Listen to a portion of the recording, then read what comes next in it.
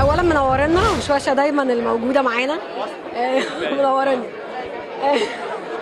انا بعمل دور شهد صاحبه عز. اختيار كان مفاجاه ليا لان هم كانوا اوريدي بيصوروا ولقيت مكالمه من الاستاذ طارق فقال لي لازم تيجي تعملي لي حاجه كده صغيره دمها خفيف، وفعلا كانت مفاجاه للناس كلها في اللوكيشن، حتى لان اول مره اتعامل مع عز، انما مش اول مره مع استاذ طارق. استاذ طارق وانا بشتغل معاه اعلانات من 12 سنه، يعني كنت انا لسه بيبي، يعني مش عايزه اكبر نفسي. فهو لما حطني في الدور كان مفاجاه ليه الكاركتر بالاتيتيود. عملت شبهه شويه في وش تاني ليلى. فشايفه انه ان شاء الله يعجب الناس، هو هيضحك الناس اكتر. انا كل ما بشوفهم الكرو فبفتكر الاحداث. كان في جو حلو قوي، فان شاء الله يا رب يعجب الناس. بس حابه تقولي ايه لجمهورك؟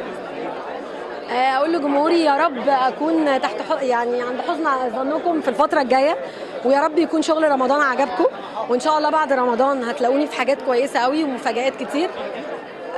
مفاجاه زي ما تعودنا ان احنا بنقول والله وشوشه الاصلي فوق دماغي، انت عارف.